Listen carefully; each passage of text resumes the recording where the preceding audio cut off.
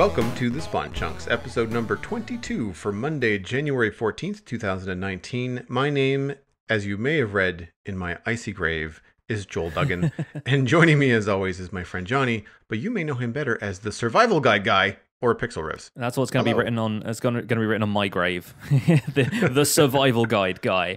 Yeah, but yeah, I've been really enjoying the series, man. I took some time to catch up over the Thank last you. little while, and yeah, no, it's going good, and it's funny because like I'm curious because I feel like you probably get a lot of corrections in your comments, and I was right when I went to look, but I have to say that we all say that you get the community that you ask for, right? Like, so the kind of content that you put out is the kind of community that you generate. Yeah. And all the people that are technically correcting you in the comments on certain things are doing so very, very politely. Yes, it tends to get a little bit condescending at times, but you're right. I think a lot of people are very much in the idea that like they have something to teach as well, and if they're correcting me, then they're doing it with the same tone that I'm engaging with the viewers with. That's at least my goal with the series, is very much to kind of create that atmosphere of learning rather than an atmosphere of like correcting you because you're doing it wrong.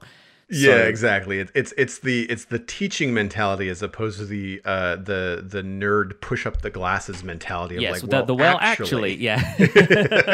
Yes, absolutely, yeah. So I'm glad that we're getting comments like that, yeah. And it's been great to see people correcting me on some of the stuff that I don't have enough knowledge about, because I've only recently started doing more technical projects and stuff like villager breeding and things. I still don't quite know the mechanics of 100%, or like I will have my own idea of what those mechanics are, which doesn't necessarily have its roots in the code and the facts behind the game. I just kind of go, well, it sort of does this because it's more of almost like a spiritual way of looking at it. Like, this is the way things are meant to be, but it's not necessarily the way things are. Like, I've labored under the misapprehension that villages need access to the sky in order for something to be registered as a house. And the main kind of correction I got from that was from Frilioth, who was saying that my villager breeder doesn't need sky access at all. The doors just need more blocks on one side within a certain radius than they do on the other side, which, to be fair to him, is a very difficult thing to explain in text. And is an even weirder thing to explain. Like, I'm reading through the Minecraft wiki occasionally, just kind of revising some of the stuff that I know so I can explain it better. And that didn't come across very well to me when I was reading about villagers in the wiki. So having somebody teach you visually is actually really important, and so that's kind of the service I'm trying to provide. But yeah, I may occasionally get things wrong just because I don't know any better. Yeah, and I find too that some of the rules that I thought were in stone about villager breeders, kind of hard and fast rules, and stuff like that. Yeah. I thought, okay, well, there's a certain radius, and I don't have to build things within a certain radius, and I should be fine. And I did that, and it still didn't work. And I thought, well, maybe I go back to the original distance, or just make it farther away. And for whatever reason in my world, I had to put farms farther from my villager breeder than I thought the wiki said was necessary. And I don't know why that particular village had a wider radius or was drawing villagers or whatever. But again, like the wiki, you don't know. I mean, you can't, as far as I can tell, there's no real like last updated with 1.13.2, like the wiki is not updated that often. Yeah. You kind of have to rely on technical Minecrafters making videos and saying, okay, so here is something that's actually changed since, the latest update. And even if that's like a 0.1 or a 0.2 update, sometimes all it takes is like a little UI change or a little, a distance number in the code to change. It's like, oh, it's no longer 32, now it's 45 and no one knows because unless you really dig into that kind of stuff. And I find that kind of stuff can be kind of challenging. And a lot of times too with technical stuff in Minecraft, you just kind of like, you poke at it until it works. And if it doesn't work, then you're just kind of left to your own devices of like, well, it's now science time, Yes. How far do I have to be before this acts, the way that I want it to act? But I was really interested in watching you build your first iron farm, having built one myself before and having downsized it to meet, the small server. You, even just on your own, have built like a full size iron farm. So what was it like doing that for the first time? It was kind of intimidating because, like the problem I found with iron farms, this is kind of tying to what you were just saying, the level of success with an iron farm always feels very small when it comes to these kind of single cell, single village iron farms, because we're all used to the kind of the Tango Tech design that kind of churns out iron for an entire server. But then when you're building an individual one, and I was building this with a peripheral knowledge of it, but not following anybody's tutorial in particular, because when I build stuff like this, I want to understand for myself why it's working, why it's not working. Mm-hmm. But like villagers only generate a golem like once every 6 minutes or something like that. And so you have to do a lot of waiting around to determine whether or not something is or isn't working. And there are 2 spawning platforms in this iron farm, so it kind of maximizes the potential area for a golem to spawn. But even with that, you're still waiting around for a little while. And I'm going, I've left this on for 30 minutes and I've not seen one yet, but is that just an anomaly? Is that just like it flipping a coin 10 times and coming up with 10 tails? Or is it genuinely like there's something wrong with the iron farm and it doesn't work? So it took a lot of back and forth with that and a lot of waiting around, which is why I got kind of behind schedule last week. I still managed to get an episode out every day, but that iron farm episode was down to the wire as far as releasing it goes. And then, the other thing I've been doing aside from that is villager breeding, which, I knew some of the stuff about, but it's interesting to kind of get a little bit of perspective on how to move stuff around and how that's changed. People in my comments were saying that I should have used a water stream to get the villagers up to the iron farm in the first place instead of using minecarts. And I just kind of thought, well, minecarts are just the way you transport villagers around. And water streams, I'd covered them a couple of episodes prior, so I obviously know they exist, and I use them in mob farms and stuff all the time. But for whatever reason, it didn't occur to me to just vertically transport them like really quickly using a water stream. It just didn't. And they can still be in a minecart too. Yes, exactly. And as it was, it worked out because I could just send a minecart down from the top. It would do the entire circuit, bounce off the villager breeder, collect a villager, and then come all the way back up without me having to go back down there and then push them into the water stream from there. So it kind of worked out in my favor anyway. I could see it working both ways. But still kind of interesting that people have moved on from certain uses of things, and whatever is the most efficient way of doing things is just given as the default now. I rail against that attitude when I can, because I like to do stuff in different ways, and making the most efficient farm isn't necessarily the thing that is interesting to me. If I can make it look better, if I can make it kind of a fun way of doing things instead of just your standard look up a tutorial and follow like the most recent design for an iron farm or a gold farm or something, then I will probably do the other thing. Yeah. So and that's where I tread that line too when I build farms. I want them to look good, and I want them to try and come into the landscape and fit the aesthetic that we have going on in that particular area. I find it funny that you're railing against with your minecart build. It's like, I saw what you did there. Something that's worth noting too is that, like, because you're doing this in the survival guide, depending on where people are and how much we'll say resources they have, doing a water elevator really high, that uses a lot of kelp. You still have to do an encasing structure, and it may be less block intensive if you have the minecart tracks already to just do a minecart track, right? Like if you've got gold and you've got tracks, then it might actually be easier and faster to use a minecart, not a bubble elevator. Vice versa, if you don't have a lot of iron or gold, but you're right on the ocean and you've got more kelp than you know what to do with, well then obviously do the bubble elevator. Yeah, you've got access to water from very early in the game, and then kelp is just one step aside from that. And I had to go quite a distance to actually meet an ocean in my world, because I'm pretty landlocked as far as these things go. So it took me a while to even introduce bubble columns into the series.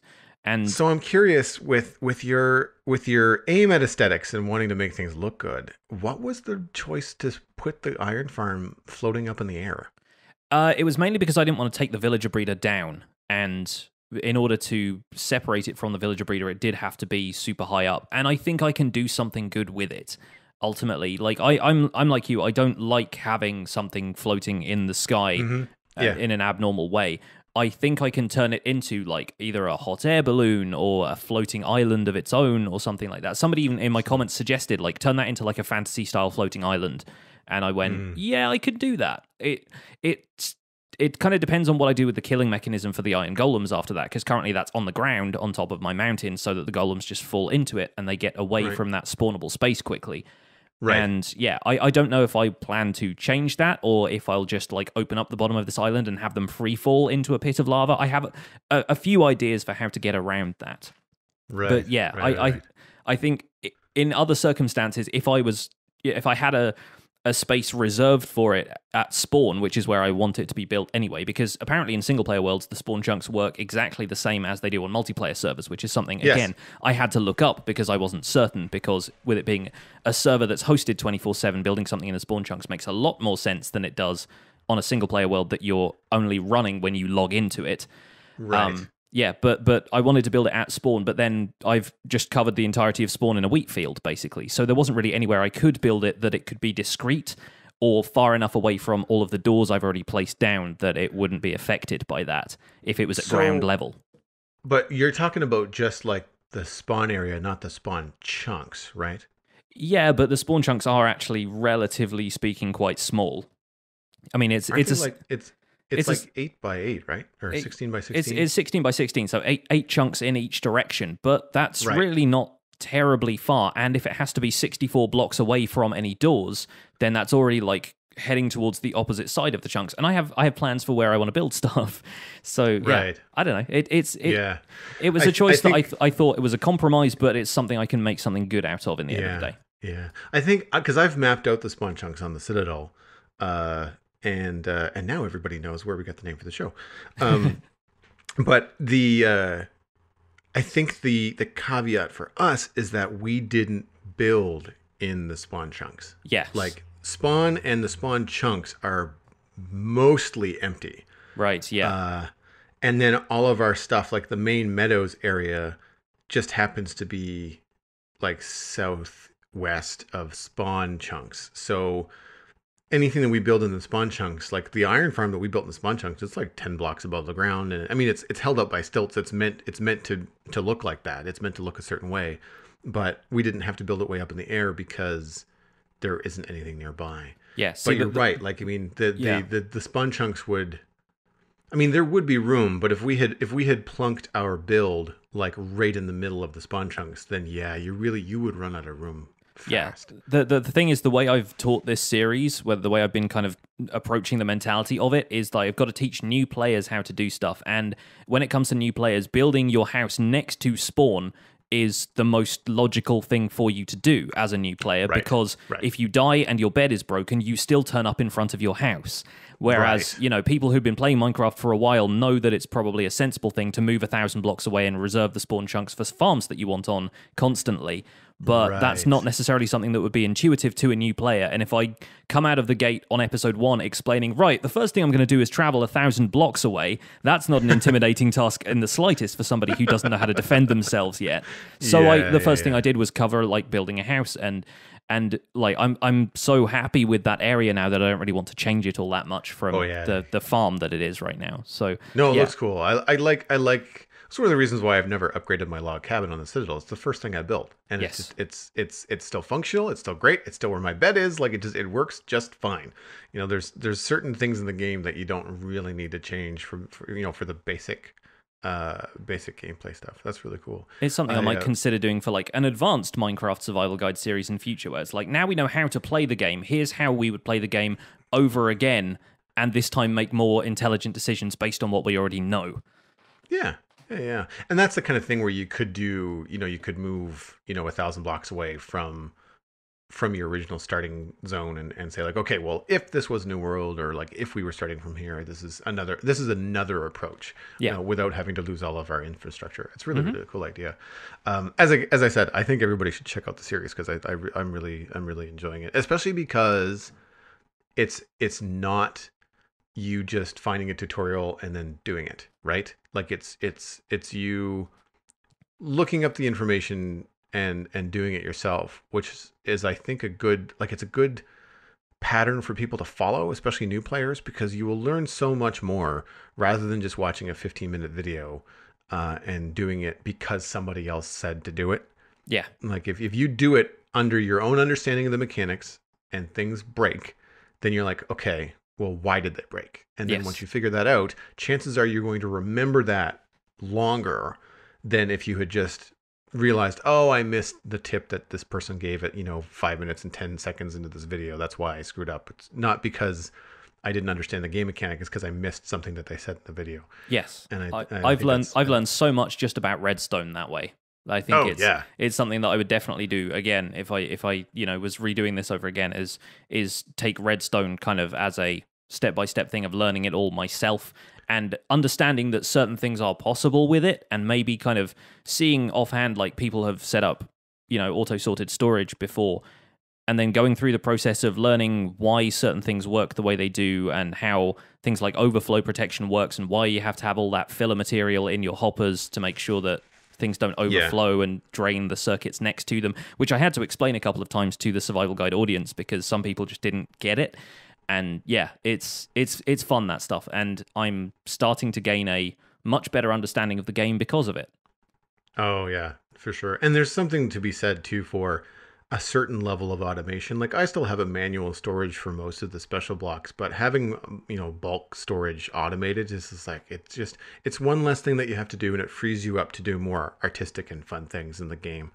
And I definitely identify as a builder, but I tread that line between being a technical person and a builder, just because the technical stuff that I implement just makes my life easier. It's all about quality of life and quality of time. Like I don't want to spend time sorting out cobble and stone. Let's just do that automatically.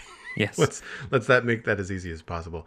So people might be wondering why, I'm not talking a lot about what I've been doing in Minecraft. Is that because I haven't been doing a lot in Minecraft. The day that I had to do stuff, I lost power. So yeah. So that put me behind on work, which means I had to spend, normally my Sunday stream day catching up on actual work. So what little I've done in the Citadel over the week, you can watch on my YouTube channel, and it's road building. Or road planning. I don't want to say building because it's another path, but it's not staying path block. But we're extending the meadows south. We're going to do some farms and some stuff. And because of the kind of like, I guess the mentality of kind of working myself back into the Citadel and Vastin slowly, I've just been doing landscaping. Like I've just been looking at like, okay, well, there's the river, but that's a Minecraft river, and that looks kind of janky. So let's smooth that out. Let's practice some curves and some aesthetics and try to accept what Minecraft has given us, but maybe spit polish it a little bit and make it look nicer. And even in this road that I started on stream last weekend, and I've pushed it farther south on my own. I couldn't sleep one night, so I just got up and I did a little bit farther. And I like the second half of the road much better, to the point where I may go back to the first half and make it a little bit twistier. Like maybe I thought I was doing some curves, but really I was just kind of like nudging it left and right. Whereas farther down the line, the landscape starts to go a little bit craggy, and there's actually a little bit of a divot. And something I did allude to, I think, when we were flying around on the stream and looking south, was that it naturally, you can see where Minecraft almost pulled the land down far enough where it would have been sea level, but it didn't quite get there. And so what I'm going to do is I'm going to push it. I'm going to create a river and put some water in this natural kind of like craggy cave outcrop, and then have it drain down into what looks like a bay or a larger body of water.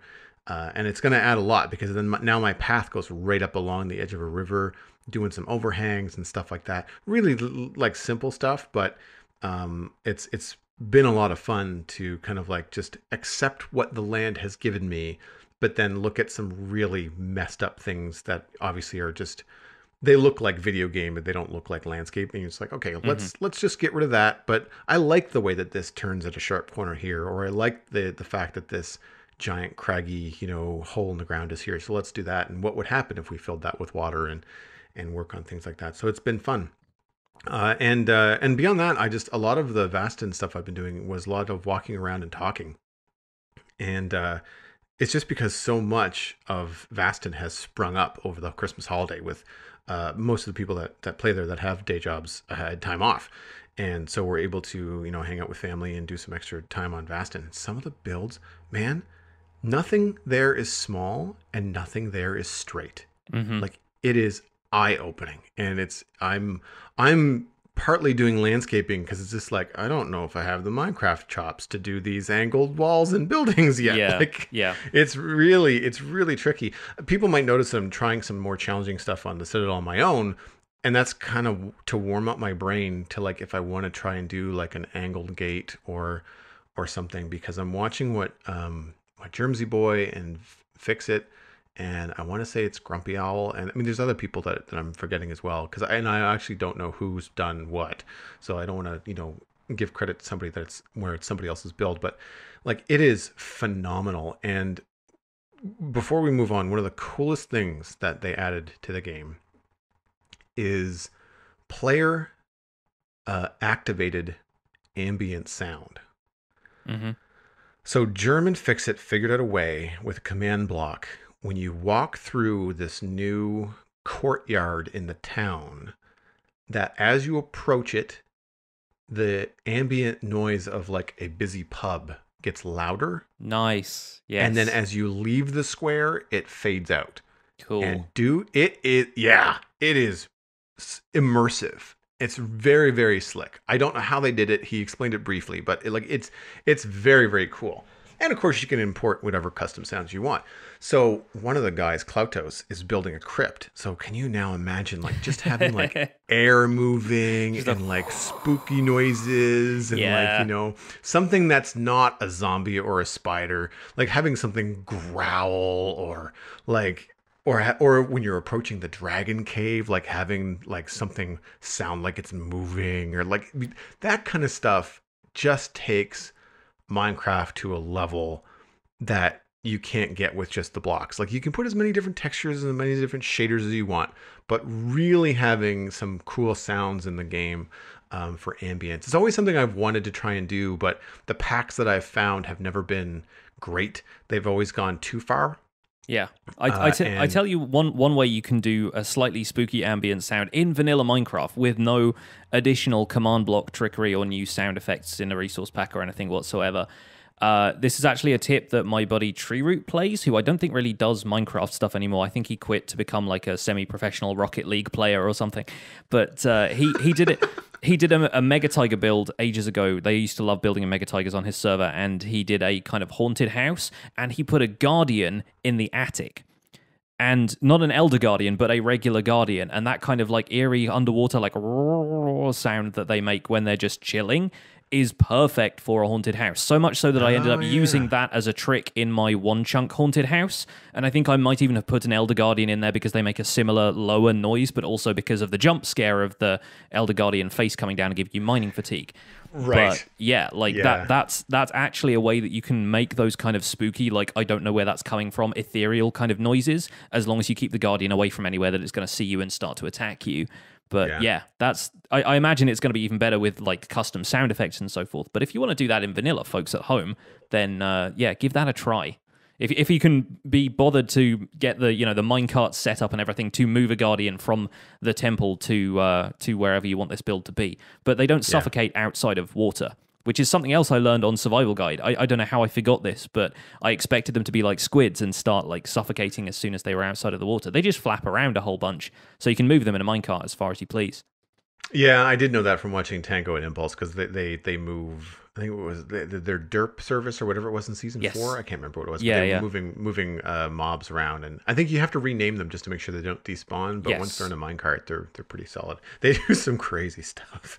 Impulse is like laser light show he did on the last season of Hermitcraft as well. Like I should have thought of that instantly, because that didn't have any water in it, but the Guardians were just zipping around in minecarts the whole time, firing at the squid. That the chunk load problem messes with minecarts. We had that problem on our server as well. We had some really great melon and pumpkin farms that were built by we had a Father's Day event, and the kids from some of the dads that are on the server came on and played, and Sharky and his boys, they built this melon server because they wanted to do something for the server that we needed, and it was brilliant. It was their own design and it worked great, except for it was on the edge of like chunk loading for the main meadows, so the minecart kept on breaking and causing a bunch of lag, so we had to shut it down. But I wish they would fix that, because it would make so much more sense, for minecarts to just like, I'm okay with the minecart not moving if it's outside of loaded chunks, but it's like, okay, it's now outside of loaded chunks, finish its track, get it back to a certain point where it will then safely stop. and then be able to then start up again. That it's unfortunate that, because I mean the laser light show in season 5 of Hermitcraft was just spectacular, super cool. But we should probably move on to the news, because we do have a fair amount to cover. We have received the first snapshot of 2019, and that is snapshot 19W02A. Excuse me. We're going to talk about fire in general a little bit later, so we'll save some of our opinions about the campfire for later. But the campfire is now in the snapshot. Wasn't exactly the most aesthetic block to start off with, but Jappa quickly shared a updated version of the texture a couple days later, which I think looks a lot better. It is a decorative fireplace without fire spread. Cooks up to 4 types of food at once, but slowly. Acts as a smoke signal when you've got a hay block placed underneath it, and is a quote-unquote light source, although the light source level is 9, which means 2 blocks later mobs can spawn. So it's more of an aesthetic light source than a real functioning one. I was kind of surprised by that, actually. I expected it to at least have the light of, you know, a redstone block or something like that. And I appreciate them adding stuff with different light levels into the game, because a lot of the time it's either like 15 or nothing. But still, having it be 9, and like a lot of people were speculating that it would, you know, repel mobs in the first place, which not so much, it turns out. Like, if anything, it encourages mobs to be around it by being not like so bright after all. Yeah. And the problem that I have with it is that range is so short that a creeper could then spawn and explode without you having any time to react. Yeah. Right, like, and destroy everything in the process. Like, that to me is like, if the light source was at least, you know, 15 or 14, then you'd have 5 or 6 blocks before it would be in range to destroy you, right? Like, you would have to get it close, and then, so that's a little bit disappointing. I know what you mean, though. It seems unrealistic to me that the torch is able to produce more light than a campfire. You know, yes. If anything, a campfire should be like a collection of torches. Yeah, and that could change. I mean, that could be, because I mean, I'm okay. I like the idea of a torch being 14 and then everything else is 15. Yeah. But you would think a campfire and just a block on fire would have the same, you know, the same light level, right? We also have some cartography table functionality that was added to the game, which simplifies simplifies and reduces materials needed for a map. The functionality of maps. You can also lock maps. That's new. Yes. We have lectern functionality. Placed books. Wow, I'm having a hard time today. Remember pages globally, which means that if you turn it to page 4 and I come up behind you and I open the book, it's also going to be on page 4, which I think is really, really cool. Yeah. It also emits a redstone pulse based on the book page and total page percentage. So to put that in as close to layman's terms as I can, it works very similar to how a chest or a hopper will emit a redstone signal when next to a comparator. So if the max signal is 15 and the chest is full, then you get 15. But proportionally, as you reduce the contents of the chest, then that signal will start to go down. Likewise, if you've got a 15-page book, for each page that you're on, it will give a redstone signal of 1. Whereas if you've got a 7-page book, then the first page is going to give a redstone signal of 2-ish and go up from there. So it's interesting. You can really kind of do some neat functionality with the comparator and the redstone from a lectern. However, do we need a comparator to read the redstone functionality, or does it start like right underneath it? I think it just powers the block next to it. I'm pretty sure I think it's a comparator, but I could be wrong about that. I haven't really looked that much into this week's snapshot other than just reading the changelog, sadly. So yeah. I watched a couple of videos, but it was last week, so I'm a little bit foggy on it. And the last thing that was worth mentioning, which I find a little bit confusing, is the team message command now allows players to create a team and then message only that team. So if you and I were together fighting against a couple of your DV buddies on a PvP system, we could set up, team spawn chunks and then just have to type /team MSG, and then anything that I say after that tag will then only be seen by you, and the other team can't see our collaboration. The problem that I have with that is that something that you toggle, or is that something that you have to type /team MSG in front of everything that you say? Because that to me is a terrible solution. Yeah, I think it's an awkward way of having team chat. And I don't know if it's something you need to toggle or not, but I have a feeling it probably isn't, in much the same way that you have to type /MSG before you whisper to somebody on a regular server. And it's awkward, but I feel like that's the kind of thing that PvP players would probably end up like getting used to in the fullness of time. And it's one of those things that you can probably just tab autocomplete with the first couple of characters anyway. So I think, having said that as well, it's also possible to tab autocomplete more easily if you're not like an op, so you don't have like the full library of commands available to you when you type /. You just have like /help and like a couple of other things that you can type as like a regular player.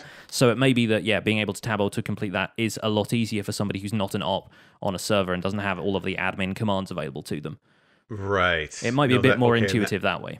That makes a lot more sense too. Because I mean, if that's the only thing that you can type that starts with T, then I mean, there's teleport, and then which you might not be able to do. Yes. And then just T message. Yeah. Okay. All right. I'm dialing back a little bit. This is me not knowing this much under the hood, because I mean, I barely chat with people in game in Minecraft. I much prefer to just either Discord audio or any chatting that happens is not conversational. It's just very very simple stuff. And it's very much a feature for competitive play as opposed to cooperative play, which is the kind of thing that we're both used to more anyway. So that's true. It's true. So I really don't have a lot to say about the snapshot. I like the changes that Jappa made to the campfire.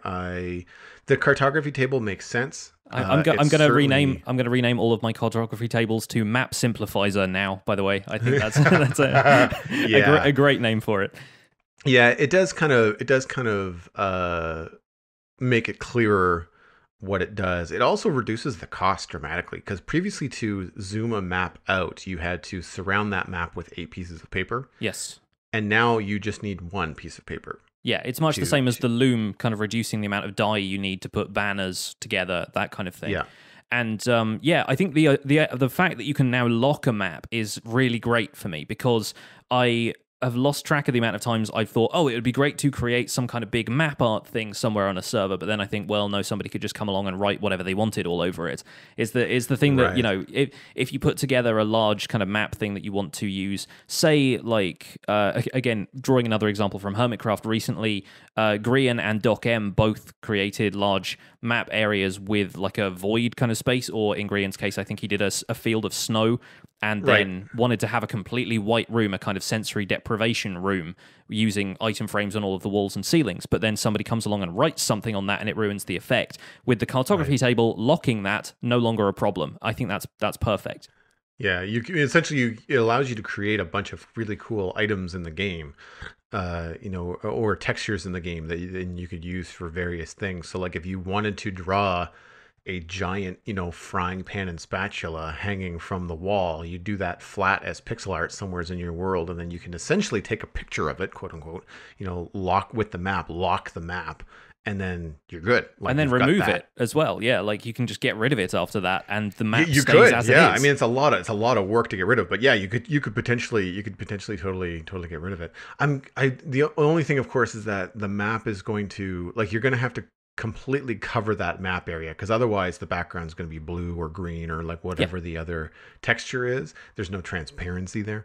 I mean, it's an interesting idea. I like that it simplifies things. Some of my complaints about Minecraft are hinged to the GUI and how old it is and unclear it is, especially for new players. Like, for example, going back to your survival guide, do you find that explaining the cartography table now is easier to new players?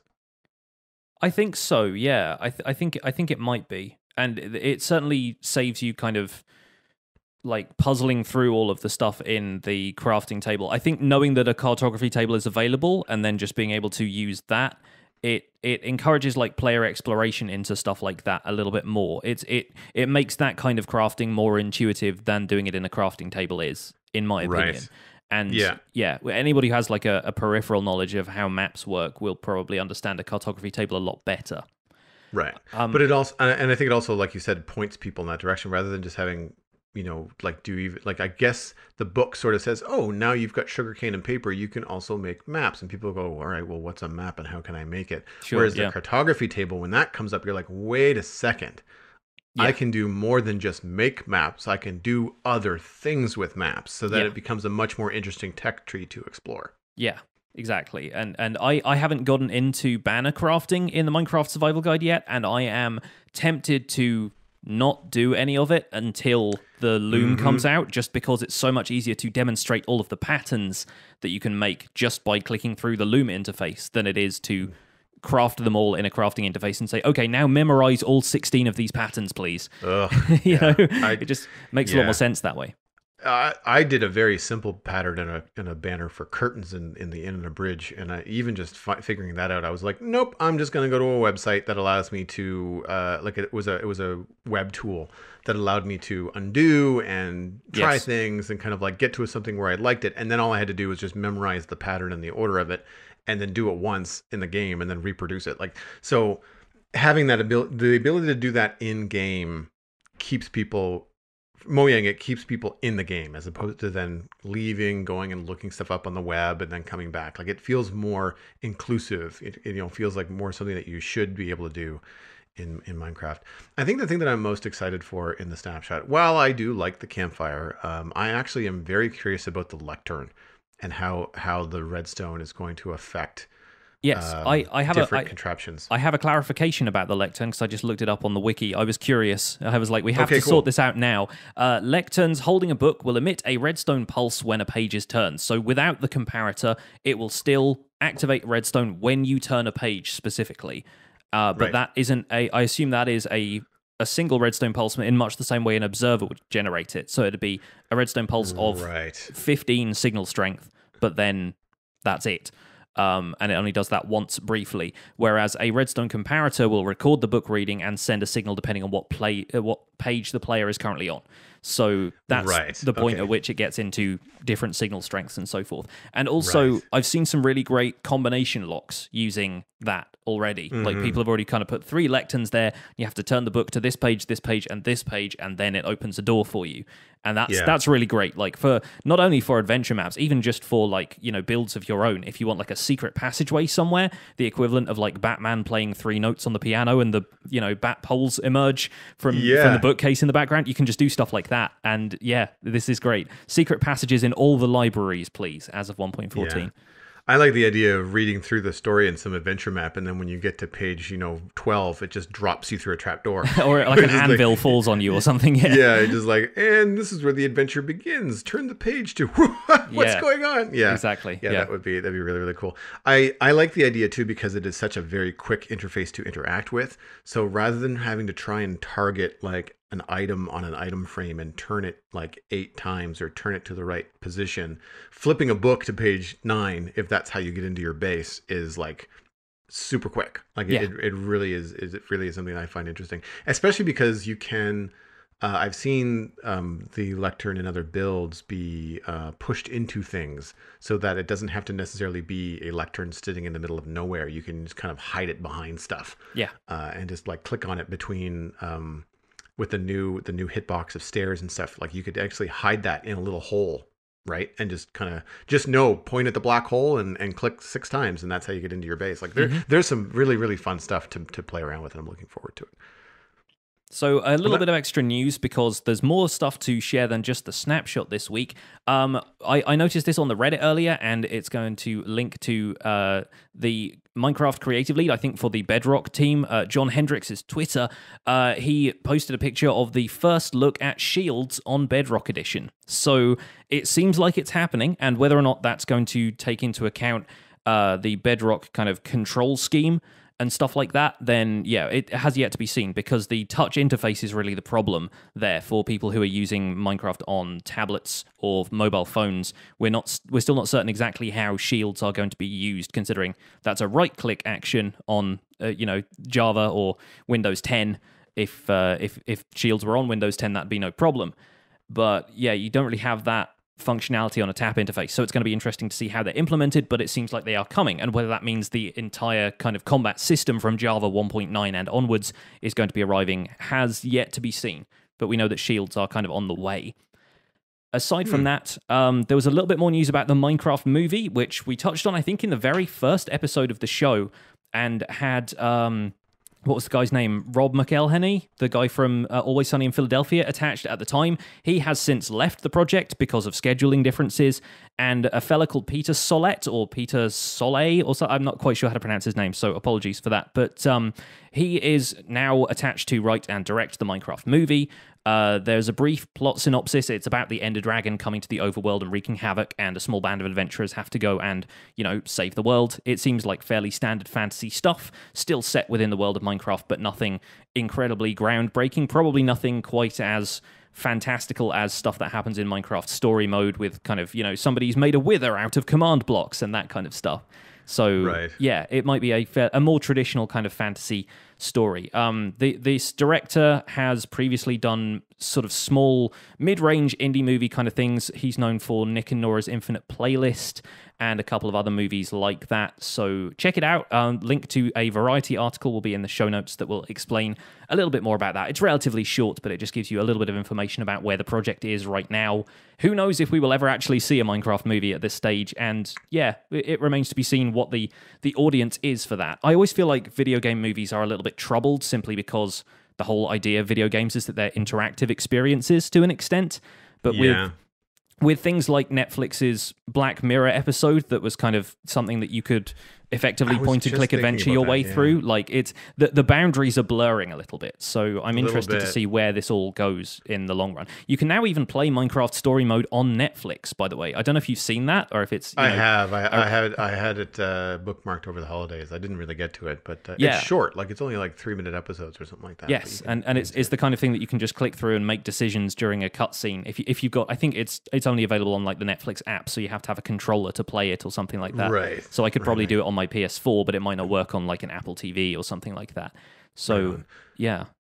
Do you think that the Minecraft movie will get a cinematic release, or do you think it will be like a Netflix streaming release? I would expect it to be a cinematic release, but only just because of the size of, Microsoft being the distributor. I feel like if the Emoji Movie can get a cinematic release, then I feel like Minecraft would. But then Minecraft is just such an online sort of, an internet phenomenon to me that I feel like Netflix might be a better distribution model for it, but I am not somebody who has any knowledge of that industry at all, so I'm not certain what the thinking would be behind any of it.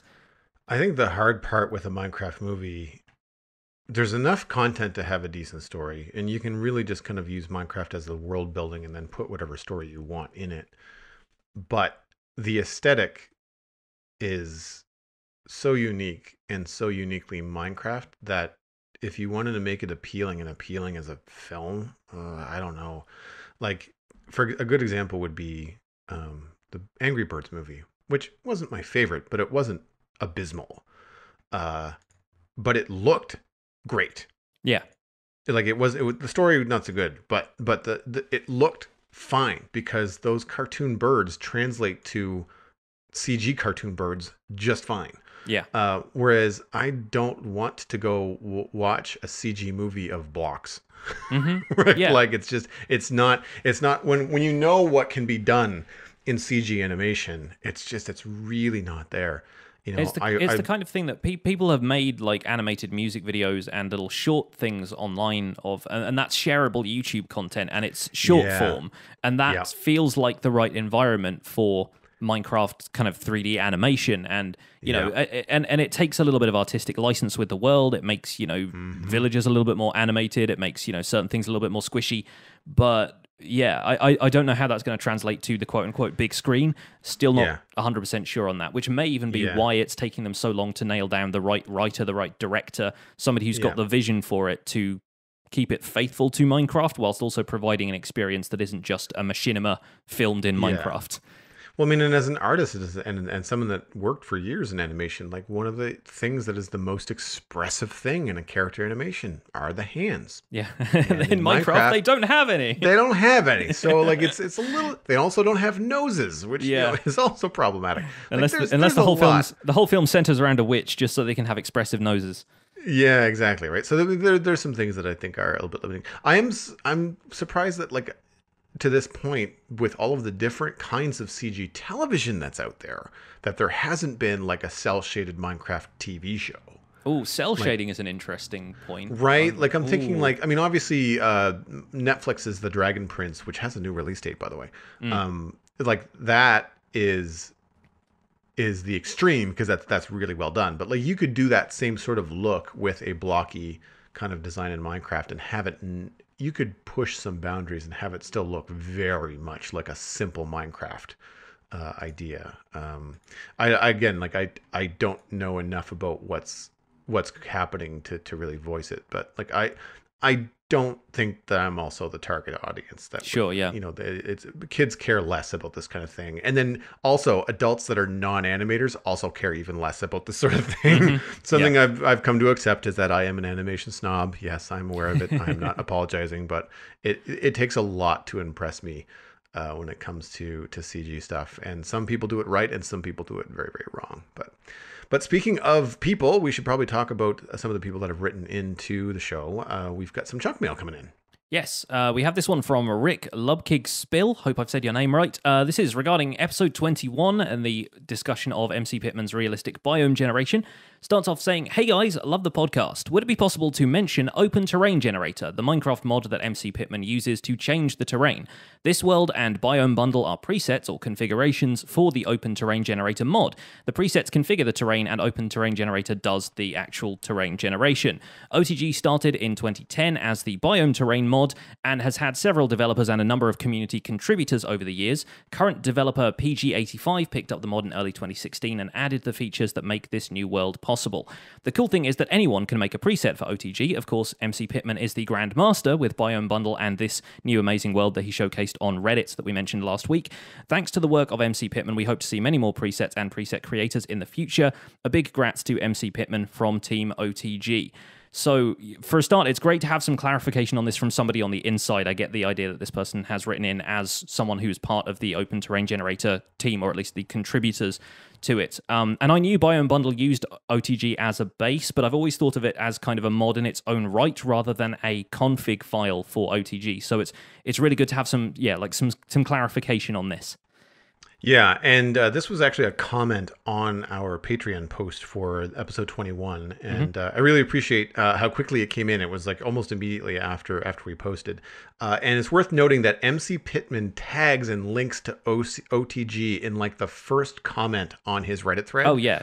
Yeah, we just didn't mention it on the show last week, but yeah, so he does credit it, but it's something that we just kind of didn't quite delve into last time around. And I don't remember whether we've talked at length about Biome Bundle and Open Terrain Generator before on the show. And it's hard because now that we're getting into the 20s, it's like, what was pre-show, what was show proper, and what was just me talking with Johnny about Minecraft. And what did we cover on the Citadel Cafe the brief times I came on there to talk about Minecraft? So I think we were talking about my Minecraft Harmony series, which was ongoing at the time, and that was the one that used Biome Bundle. So we probably moved on a few steps from that and haven't really mentioned it on this show before. Because I feel like I've even used some Biome Bundle screen captures in show art for both the Spawn Chunks and the Citadel Cafe last year. And like that shows into the 300, so don't ask me what episode that was because I don't remember. 200 and something. You can search for it easy enough, but still. But yeah, thank you very much for writing in. Much appreciated. The next email comes from Orange Pineapple.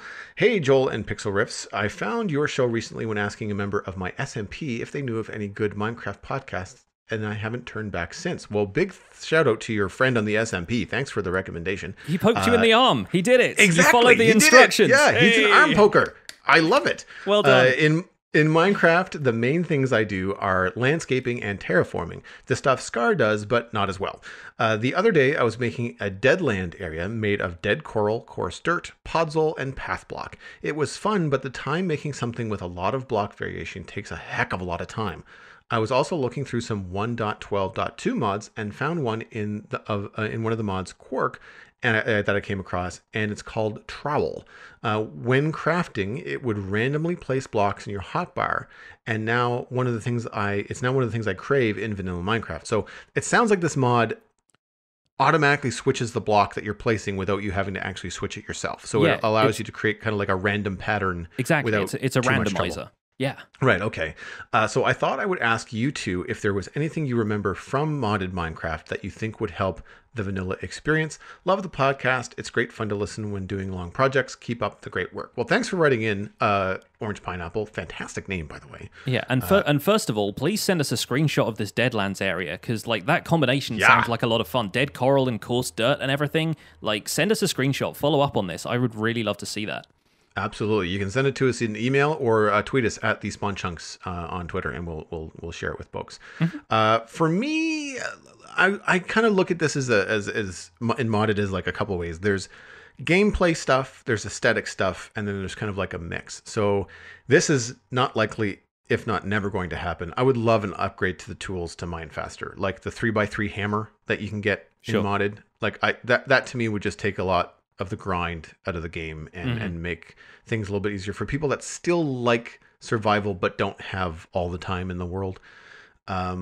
From a gameplay and an aesthetic standpoint, which I think wouldn't really be too difficult to implement, but I think would add a lot of gameplay to the game, would be more things to grow and farm. So more/better flowers.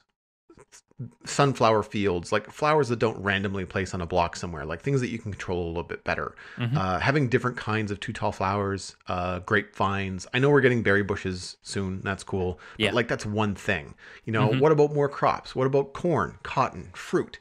Stuff that you could then use for cooking if you enjoy that kind of thing, or just to have fields and fields of stuff with different colors would be really, really nice.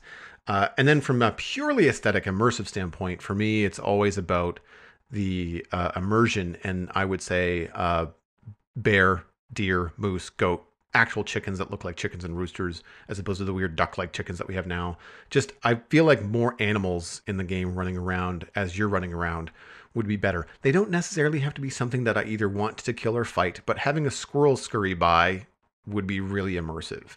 And since we mentioned it earlier, sounds to go along with that. You know, having, you know, a squirrel chatter, or a bear growl, which does happen if you're near a polar bear, but having that happen when you're walking through a forest would be really cool if it was like a brown bear or something like that. One of the other things we had on the Division SMP server was a mod that I think was called Dynamic Surroundings, that had a bunch of like immersive kind of sound effects like that. And anytime you placed a lily pad in the world, if you got close to a lily pad, you heard frog noises. And I was like, that's genius, because you can limit that by what blocks you place in the area. And if you just add lily pads to something, it's natural that like frog noises start to appear. It kind of, it makes sense. And, you know, it is really good for immersion. Now, there were a few things like mosquito noises and bees and stuff that I was like, let me turn that off just so I don't think there's something buzzing around my office while I'm trying to build something. But it was an interesting kind of addition to the ambience of the game. And that's one of the things that I feel like people were hoping to be added in future. And then the 1.13 update came along and added a lot of ambience without necessarily changing too much about the sounds of the game. Even having said that, though, you know, stuff like beacons have only just had sound effects added to them, and they've been in the game since, you know, a long time. So yeah, it is entirely possible that stuff like that might be coming in future, and I like the idea for sure. If you have a mod to recommend or a sound resource pack to recommend, because that would of course be accessible to everybody, I would love to hear it, because the ones that I have found seem to be either too much or nothing, right? Like they change everything about the game. Like I don't want everything. Like I'm fine with just a couple of extra bird chirps. I don't necessarily want to change the way that my footsteps sound, because I find that there's a certain amount of silence that's needed before you just stop noticing everything. And I think that there's an unfortunate lack of balance happening with some of the sound packs. So if you know of one that's subtle, or one that's easy to pick apart, then let us know. Yeah. What would you want in what would you want to bring from modded into vanilla? See, from time to time, I really wish there was something like Builder's Wands in vanilla, just because of how long it takes to place a wall and build up if you're building like a dam or something like that, it takes you a day. You know, it's not so much like it's a long task and it's rewarding at the end of the day, but I would just like to, I guess, build something like that and then do all of the detailing as the grindy work. It'd be nice to have a quick way of erecting like a giant wall or something like that. And I don't know how it could be balanced in vanilla, because there's obvious kind of potential for it to be exploited. But it's just such a useful tool for creating walls, building custom terrain. I use it all the time whenever I do a Sky Factory series. I used it a lot on The Division and some other modded stuff that I've been a part of. It makes a lot of sense being able to look at a wall and go, yep, I want that 1 block higher, and it's done in the blink of an eye, as long as you've got the resources to do it. Right, like it's still, if it's a 6 wide block wall, then it still takes 6 of your cobblestone to bump it up. Yeah, each level, yeah. I've seen people working on data packs or mods that allow you to build more easily, and they have like rotational mirroring and stuff. I'll have to bring that to a future show because that deserves a showcase all by itself. But there's somebody who's working on an easier building mod that really helps with stuff like that. Has kind of like radial designs where if you place something in one corner, then it builds the other 3 corners for you, and you can do these fantastic symmetrical designs with it. It's not necessarily a way to produce the best builds in the world if you want to kind of detail things and make stuff a little bit more eccentric, but for symmetrical stuff, it's brilliant. So again, difficult to balance if it was in the vanilla game by default, but worth looking into if you're somebody who's building either in a single player world or in a cooperative environment where it's not going to be abused. Yeah, it sort of reminds me of I think it was Pixark that sort of built that way, in that once you constructed a certain type of wall, it became very easy to kind of like repeat that. Yeah, you can just kind of look at the wall and build stuff on top of it if you're facing in the right direction and stuff like that. Right. Yeah. There are other building systems that exist that are out there, but it's not something Minecraft has done by default.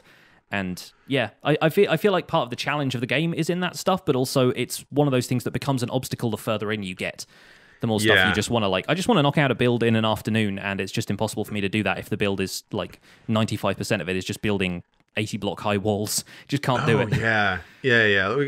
And that's the kind of thing, like even just that I going back to our interview with Fixit about how they handle custom trees and how he's built the lore of the Arbor Druids, and how you have to build the custom tree once, but then you can use the magic of the Arbor Druids, i.e. one of the what's not the copy block, what's it called? Command block? The structure blocks. Yeah. So you use the structure block to then copy and paste it in the world. Brilliant, right? Like it saves them a ton of time, but you can still do creative stuff. And I think having an easier way to copy and paste things, even if it was only in creative, would I think still be a better way to go.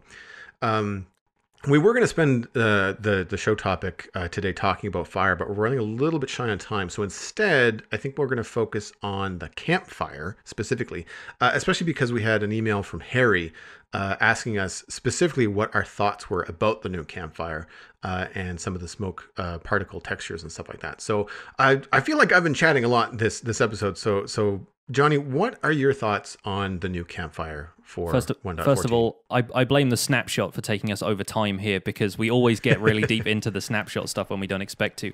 So, I like the campfire as a thing. It was one of the things that made the taiga biome a compelling choice for me when we did the whole biome vote at Minecon. Even though I was on Team Savannah, I was kind of happy to hear that tigers would be the first thing that was updated. And like you said, the first iteration, it was just a slab with fire coming out of it. It didn't really look all that inspiring. And while you can make an argument for it being more sort of, I guess, like natural to Minecraft in a way, that it was like a slab kind of shape and it wasn't a little bit more of a detailed model. We have so many other detailed models in Minecraft right now that I feel like that excuse is wearing a little thin. So I was very happy to see Jappa's redesign of it. I think it makes a lot more sense. It looks nicer. And it's good to see stuff like this being introduced. And the smoke particles and the texture and stuff like that are looking good. I feel like we're coming to like a really good design quite quickly instead of having to iterate on things too much, presuming they don't, do 7 or 8 additional drafts of the campfire after this point. Right. And I think it's good. I think the ability to have a light source, a source of fire in a home that isn't going to burn the house down is neither here nor there for me, because I tend to play in worlds where fire spread is turned off anyway. Mainly for a couple of reasons. Mainly because I don't like having my houses burned down because of stuff like lightning or fireplaces or nearby lava lakes even. And I like the ability to light an ever-burning fire basically anywhere. So I don't know if I would necessarily use it for the kind of the fire side of things, unless I really wanted to have a low fire burning somewhere, and the light level, if it stays the same, would be kind of like a nice ambience to an already well-lit area inside a house. I love the particles, though. I think the particles are going to finally replace the stupid, like, let's use cobwebs as smoke thing that everybody does, which, like, I get that cobwebs are probably one of the nicest looking things, except for maybe, I don't know, you could probably do stuff with glass, but then glass has, you know, two possible shapes. You know, it doesn't necessarily look like smoke if you're using it in small quantities. But the particle thing is brilliant. And it's going to be so nice having chimneys that actually look like they are merrily smoking away. I agree. I think the only thing missing is any kind of wind. It just kind of goes straight up. Yeah. It's not kind of something you can divert at all. And they could sort of fake it with the smoke particles not necessarily all happening directly above the block. Like you could have. If you left it going long enough, instead of a straight line, if it made a subtle S, you know, it like kind just of curved upwards a little bit. Yeah, I mean the wind doesn't switch back and forth that quickly, but you know, like it would be just enough that it was sort of like, well, it's getting caught by different air currents. Maybe there's not a breeze going, but it's hitting different pockets of air and going in different ways. I think there's probably splitting a difference between how far away you can see these smoke particles, specifically when you put a hay block underneath the campfire, which I thought was a neat idea. Yeah. The smoke particles go like 25 blocks in the air. Yeah, it's not from the campfire. It's not quite as overkill as a beacon that goes to build height, but is certainly a way of catching people's attention. Like that'll get above the roof of a forest if you put a hay block underneath it, whereas if you don't, then it probably only goes like 4 or 5 blocks up before the particles disappear. Exactly. And because of how far away, which I think was like 100 or 200 blocks in one of the videos that I saw, they can't have the particles be too detailed or too fancy because then that would lag your world, I would imagine, if you had several of these things going. So the one thing that I find really interesting, because I mean, hey, it's how smoke would work in the real world, is that if you put a block above it, the smoke particles then hit that block and then they build up until the point where they kind of like filter out the edges and eventually start to rise up again. Similar to how XP does when it gets blocked on its way to the player. It kind of like rides the line until it finds the path to get to you. Yeah. Which I find is cool, but unfortunately means that if you want a chimney in your build, then it's going to have to be like a true chimney and it's going to have a hole down the middle of it. I don't yet know if that hole has to be 1 block wide, but if you built your chimney on your house and it's essentially just non-hollow, it's just like 1 or 2 blocks, you can't put a fire in it that's going to work and smoke because that smoke is not going to have a way to get out of your house.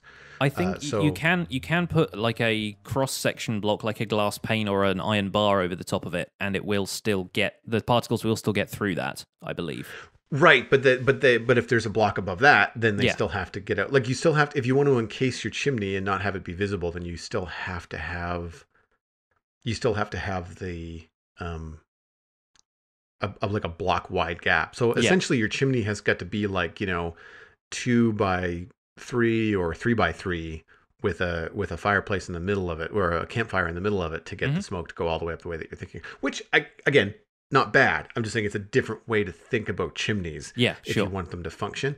I suspect there will be a lot of double fire chimneys. I'm pulling this from something I think you mentioned to me in Discord, where there will be a fire at the bottom, whether that's a real fire in Minecraft or a campfire in Minecraft, in the hearth, and then somewhere's up hidden in the chimney will be a campfire that's going to be emitting the smoke. And causing something like that. I think people have already done stuff like that in the past as well, like with fires being lit at the top of a chimney and just allowing those particles to drift up. Right. Yeah. I like the aesthetic change. I'm surprised it wasn't like an X. I knew it was going to be a block. You knew it was going to be a block that you'd have to move around. But I'm kind of surprised that the logs were not made kind of like in a campfire X. Yeah, kind of cross-shaped sort of, diagonals, with a fire in the middle of it. It's a stacked kind of like Yule log sort of look, which again, it's neither good nor bad. It's just a different aesthetic. I've seen some people comment. I was looking at Jappa's thread, and some of it is people thought that the logs look stripped. I would agree. It doesn't really break it for me, but having some darker bark on the logs, I think, would maybe add to the idea of there maybe being some coals or something in there. Also, I don't believe that Jappa shared what it looked like when it was out. and the original texture that came with the snapshot, when it was out, there was like this charred little black part in the middle that looked like coals. Mm-hmm. So I don't know whether it's going to have a different texture when it's out or whatever. But I mean, I think it's an excellent idea, an excellent ad. I'm disappointed that it doesn't do anything more than just give off a light level of 9. In terms of that, like the light level and how that affects mobs. Like I kind of wish it had something else, like a low light level but a high mob repellent. Yeah, or something like that. Do you think you'll end up using it to cook food? No. Yeah, I don't think so either. But I like the fact that it can be done. It's good for like role play, and maybe at a pinch, if you've got one in your inventory and you didn't have a furnace or something like that, then sure. But like if you put food in a furnace, it gives off a light level of 15. So I almost feel like adding a furnace and then just like, I don't know, popping a campfire on top of a furnace and pretending that you're cooking all the food on top of the campfire makes more sense, because you're getting more light. You're probably cooking the food faster. I don't know. It'll cook 4 pieces of food at once. And I don't know if it's going to be like possible to automate that in any way. Like if campfires will interact with hoppers, I doubt they would, because that doesn't feel very intuitive. But then it doesn't have to be intuitive in order to go into the game. It's a video game. So exactly. Yeah, I'd be interested to see how that ends up working and how many people actually use it for cooking outside of the purposes of just like RP on a server. Yeah, the closest thing I've seen to automation was something that El Mango did when he did like a contraption underneath it, which lit and extinguished the fire automatically using a flint and steel. Flint and steel and a bucket of water and dispensers. But I mean, like this was like a 6x8 redstone contraption underneath. Like it was not easy, and not like the average redstone person is not going to be able to do this. Sure. Yeah. So I was like, I would rather just walk up to it with a bucket of water and put it out. Mm-hmm. But yeah, I like it. I think it's pretty cool. I'm curious to see what changes it might go through between now and release, but on the surface, it's neat. I think it will add really cool things to like not tiki torches, but like if you're building like a medieval build and you want like light towers, things that are like a 3x3 stone tower with a pyre on the top of it. A little beacon. You've got sconces and that kind of stuff. Having that kind of stuff would be kind of cool to do that. It makes me incredibly happy for the Minecraft Middle Earth folks, because they can light the beacons of Gondor, and it will actually be like a smoke signal that you can see from several 100 blocks away. Yeah. I didn't watch it, but I saw like a YouTube clip of somebody that had created several campfires being controlled with redstone, not being turned on and off, but having blocks block and then unblock the particles, and so they were writing in the air with smoke. Oh, nice. Yeah. Right. So it's almost like a player piano, like it's got this constant stream of smoke, and you're just kind of like blocking certain things at certain times, and you're making like happy faces and circles. It's writing "Hello World" or something. Yeah. Yeah, it's pretty good. So that's I'm curious to see how they're going to roll forward from here. And folks at home, if you would like to share your thoughts on campfires or anything we've discussed in today's episode, you can find the show notes and links to some of the stuff we've talked about on thespawnchunks.com. The music for the show is composed by me, and The Spawn Chunks is proud to be a listener-supported podcast. If you get value out of the show, consider putting some value back in by supporting us on Patreon. You can visit patreon.com/thespawnchunks to join our community, where pledging at any level will get you an invite to our patrons-only Discord chat and get us closely to our quarterly Patreon hangout goal. We're currently at 46 patrons, which is up from last week. Thank you so much for your support, as always. But if you don't have the money to support the show, then there are plenty of other ways you can do that. Sharing the podcast with your friends is the easiest way to support the show. You can follow us at The Spawn Chunks on Twitter and Instagram, but personal recommendations, as we've seen today, go a long way. So share the podcast with your friends and server mates in other places, and just let them know that it's a cool thing to listen to when they're playing Minecraft. And hey, poke a friend in the arm and recommend the show.